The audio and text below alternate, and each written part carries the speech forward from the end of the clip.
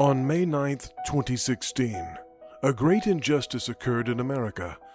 Robert DeKelaita, a beloved attorney and activist on behalf of thousands of voiceless and persecuted people, mostly Christians from the Middle East, was convicted on trumped-up charges by federal prosecutors in Chicago.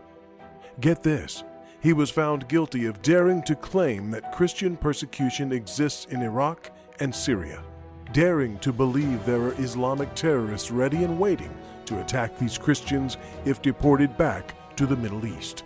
The conviction sent shockwaves throughout the world, leading many to suspect foul play and corruption on the part of the prosecutors and the Department of Homeland Security agents from the Office of Inspector General. Attorney Robert DeKelaita was indicted on September 23, 2014. His office was ransacked and searched by numerous agents for hours. The multiple agents ostensibly found nothing of value. The level of intensity of the case, the determination of the federal prosecutors and agents, and the aggressive manner in which various former clients were intimidated and pursued was stunning. Certainly, in a case which involved no concern for security, the motives of the DHS agents and the U.S. Attorney's Office were bewildering. Attorney Robert DeKelaita is no criminal. For close to 20 years, he has rescued thousands of vulnerable asylum seekers from the miseries of oppression in the Middle East and delivered them into productive and stable lives in America. These asylum seekers are in large part Christians who had been escaping persecution from countries like Iraq and Syria, victims of failed and destroyed states who sought stability and family reunion in the West. Robert DeKelaita was their light at the end of the tunnel, their salvation, and not an unscrupulous attorney bent on making money. The prosecution's case, to all who attended court daily, was clearly orchestrated.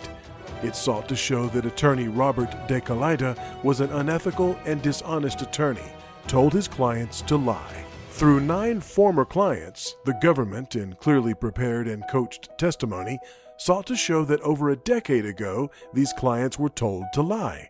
It was, to all who witnessed it, a clear example of coached and prepared testimony meant to sway the jury's anti-immigrant testimony. All of the clients were Assyrian Chaldean Christians. All of them were from the Detroit area. All of them were from Iraq and Syria. From the thousands of clients represented by attorney Robert DeKelaita, the government selected the 9 to destroy his career, his business, and his reputation. The damage done is irreparable. Many wondered how these clients were coerced into testifying against their attorney of years, in some cases a decade and a half later. It was a shocking revelation of American justice. This case and the government's efforts behind it is deeply disturbing. It is disturbing to all attorneys and to all those who value a compassionate legal system that does not allow for the persecution and prosecution of the weak and vulnerable in society.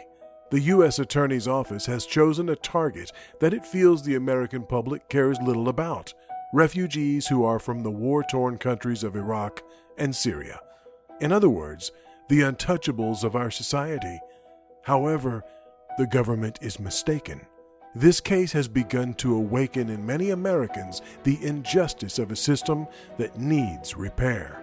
This case is not one that undermines the nation's legal immigration system, but one that undermines the trust Americans have in a system that targets the weakest in society. It is, from all apparent facts, a case of selective and unfair prosecution. So what is the message that was just sent to Americans? Think twice before you dare claim persecution of Christians exists in the largely Islamic Middle East.